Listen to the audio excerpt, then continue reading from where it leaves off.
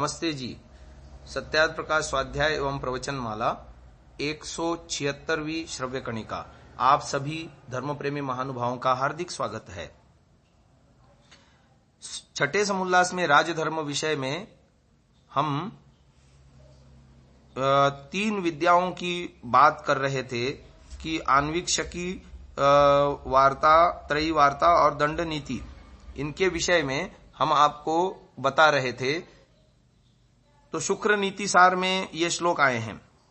आन्वीक्षिकी त्रयी वार्ता दंड नीतिश्च शाश्वती विद्याश्चतस्रः एवैता अभ्यसे नृपति सदा आन्वीक्षिक्यां तर्कशास्त्रम वेदांताद्यम प्रतिष्ठितम त्रय्याम धर्मो ह्यधर्मश्च कामो कामः प्रतिष्ठितः अर्थानर्थौ तु वार्तायां दंडनीत्यां नयानयौ वर्णाः सर्वाश्रमाश्चैव विद्यास्वासु प्रतिष्ठिताः अंगानि वेदाश्चत्वारो मीमांसा न्याय विस्तरः धर्मशास्त्र पुराणानि त्रयीदम सर्वमुच्यते। आन्वीक्षिकी यानी तर्कशास्त्र, न्याय दर्शन, त्रयी अंगों सहित चारों वेद, वार्ता यानी व्यवहार शास्त्र और दंड नीति, ये चारों विद्याएं सनातन हैं। राजा को सदा इनका अभ्यास करना चाहिए। आन्वीक्षिकी विद्या के अंतर्गत न्याय और वेदांत आदि का समावेश है। वेद त्रयी में धर्म, अर्थ, काम और मोक्ष का वर्णन है। वार्ता में अर्थोपार्जन और अनर्थ निवारण के उपाय हैं। दंड नीति में नीति अनीति का वर्णन है। ब्राह्मण आदि चारों वर्णों और ब्रह्मचर्य आदि चारों आश्रमों के धर्म इन विद्याओं में समाविष्ट हैं। शिक्षा, कल्प, व्याकरण, निरुक्त, ज्योतिष और छंद, ये 6 वेदांग, ऋक, यजु, साम और अथर्व, ये 4 वेद, मीमांसा, न्याय शास्त्र का विस्तार, मनुस्मृति आदि धर्मशास्त्र और पुराण, इतिहास ग्रंथ, इन सबको त्रयी कहते हैं। आगे आता है इंद्रिय जय, अर्थात जितेंद्रियता को राजकीय व्यवस्था का मूल आधार माना गया है। राजा की शिक्षा, दीक्षा, अनुशासनाभ्यास आदि सबका उद्देश्य इंद्रिय जय है। तद अनुसार कौटिल्य ने भी अपने सूत्र ग्रंथ तथा अर्थशास्त्र में इसका अनेक विध प्रतिपादन किया। चाणक्य सूत्र में कहा गया, सुखस्य मूलम धर्मः, धर्मस्य मूलम अर्थः, अर्थस्य मूलम राज्यम, राज्यस्य मूलम इंद्रिय जयः। सार रूप में उन्होंने कहा, जितात्मा सर्वार्थैः संयुज्यते। सुख का मूल है धर्म, धर्म का मूल है अर्थ, अर्थ का मूल है राज्य, राज्य का मूल है इंद्रिय जय।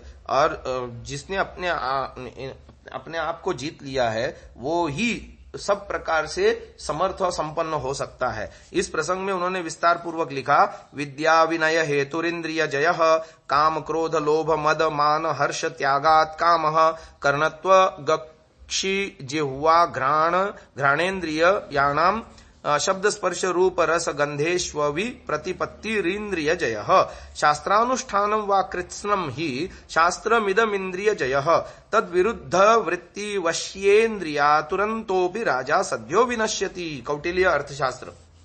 अर्थात विद्या और विनय का हेतु, उद्देश्य इंद्रिय जय है। अतः काम, क्रोध, लोभ, मोह, मान, मद और हर्ष के त्याग से इंद्रियों पर विजय प्राप्त करनी चाहिए। कान, त्वचा, जिह्वा, नासिका को उनके विषयों शब्द स्पर्श रूप रस गंध आदि में प्रवृत्त न होने देना इंद्रिय जय कहता है। संक्षेप में शास्त्रों में प्रतिपादित कर्तव्यों का पर्यवसान इंद्रिय जय में ही है। इसके विपरीत आचरण करने वाला इंद्रिय लोलुप राजा शीघ्र नष्ट हो जाता है। परम प्रमाण श्रुति का उद्घोष है, ब्रह्मचर्येण तपसा राजा राष्ट्रम विरक्षति। अर्थात राजा ब्रह्मचर्य और तप यानी जितेंद्रियता से राष्ट्र की रक्षा करता है। चरित्र भ्रष्ट राजा के रहते राष्ट्र कैसे सुरक्षित रह सकता है? इसलिए सभासदों और राजा के सहायक गुणों का वर्णन करते हुए शुक्राचार्य ने कहा, कुल गुणशील वृद्धान छूरान भक्तान प्रियम वदान हितोपदेश कालान क्रेश सहान धर्मरतान सदा कुमार्गम नृपमपि बुद्ध्यो धर्तुम श्रमान शुचिन निर्मत्सरान काम क्रोध लोभहीनान निरालसान। यानी कुल गुणशील से जो महान हैं, शूरवीर हैं, राजभक्त, मधुर भाषी हैं, हित की बात कहने वाले हैं, कष्ट सहने वाले हैं, सदा धर्म का पालन करने वाले हैं, कुमार्गगामी राजा को बौद्धिक कौशल से कुमार्ग से हटाने में समर्थ हैं, पवित्र आचरण विचार वाले हैं, मात्सर्य यानी ईर्ष्या, द्वेष, काम, क्रोध, लोभ आदि आलस्य रहित इन गुणों से युक्त सहायकों को राजा वरण करे।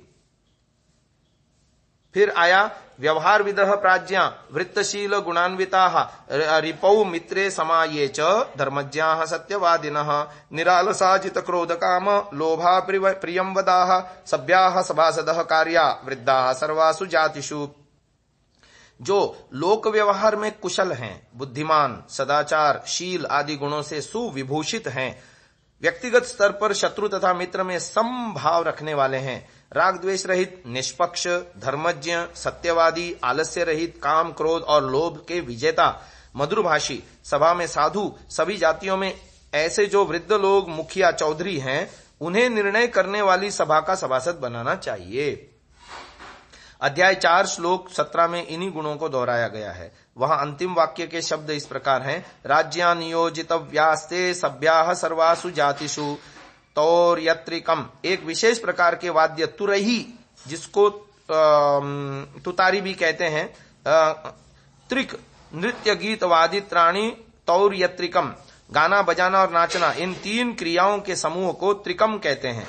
इस प्रकार तौर्यत्रिकम का अर्थ वाद्यों के साथ गाना बजाना और नाचना होता है। बहुवचनांत स्त्रीय पद के प्रयोग से मनु इस बात का संकेत कर रहे हैं कि राजा को एक पत्नी व्रत होना चाहिए, अर्थात राजा के लिए भी बहुविवाह प्रतिषिद्ध है, राजा को भी बहुविवाह नहीं करना चाहिए। आगे मृगया, मृगम याति अनयासा मृगया, घय अर्थे कह, पशुओं का पीछा करना अर्थात शिकार में प्रवृत्त होना।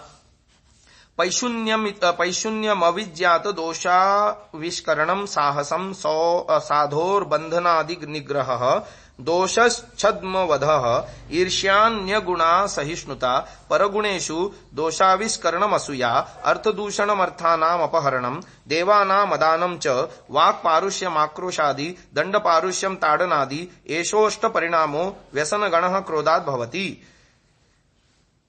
काम और क्रोध से उत्पन्न 18 प्रकार के दोषों का मूल लोभ है। लोभ पापस्य कारणम। पंचतंत्र के अनुसार लोभाच्च नान्योस्ति रिपुः पृथिव्याम, लोभ से बढ़कर कोई मनुष्य का शत्रु नहीं है धरती पर। भर्तृहरि के शब्दों में लोभश्चेद गुणेन किम, यदि मनुष्य में लोभ है तो उसमें और किसी भी दुर्गुण की कमी नहीं रहेगी, क्योंकि लोभ मूलानि पापानि। लोभेन बुद्धिश्चलति लोभो जनयते त्रिषाम त्रिषार्तो दुःखम आपनोति परत्रेह च मानवः। लोभ से बुद्धि विचलित हो जाती है, लोभ से तृष्णा पैदा होती है, तृष्णा बढ़ने से इस लोक में और परलोक में सर्वत्र दुख उठाता है। संसार में जितने भी पाप होते हैं, चोरी, डकैती, रिश्वत, बेईमानी, चोर, बाजारी, तस्करी, मिलावट, ठगी, लूटपाट, मुकदमेबाजी, हत्या आदि सब लोभ के ही तो कारण होते हैं। यत्सुकरम, मनुस्मृति के मनु जी के इस सिद्धांत की पुष्टि करते हुए शुक्र नीति में कहा, यद्यल्पतरम कर्म तदप्येकेन दुष्करम पुरुषेणासाहसेन किमु राज्यम महोदयम विद्या सर्व विद्यासु कुशलो नृपो ह्यपि सुमंत्रवित् मंत्रिभिस्तु विना मंत्रम नैकोर्थ चिन्तयेत् क्वचित् सभ्याधिकारी प्रकृति सभासत् समुत्सते स्थितः सर्वदा स्यान्नृपः प्राज्ञ स्वमते न कदाचन प्रभुः स्वायंत्रयमापन्नो ह्यनर्थायैव कल्पते भिन्न राष्ट्रो भवेत् सद्यो भिन्न प्रकृतिरेव च।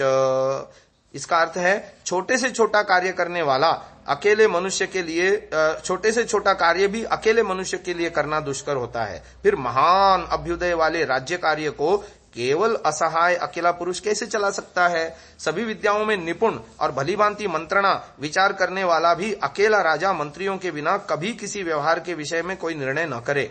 बुद्धिमान राजा को चाहिए कि वह सदा सभ्याधिकारी पुरुष, अफसर, प्रकृति मंत्री आदि और सभासदों की सम्मति से कार्य करे, अपनी मनमानी कभी न करे। स्वेच्छाचारी राजा अनर्थ कर बैठता है, परिणामतः उसका राज्य शीघ्र नष्ट हो जाता है और प्रकृति मंत्री आदि में फूट पड़ जाती है। यहाँ एक अकेला राजा स्वेच्छाचारी होकर राज्य की हानि पहुंचाता है, वहां अनेक जनों के मिल बैठकर निर्णय करने से होने वाले लाभ को भी शुक्राचार्यों ने कहा है।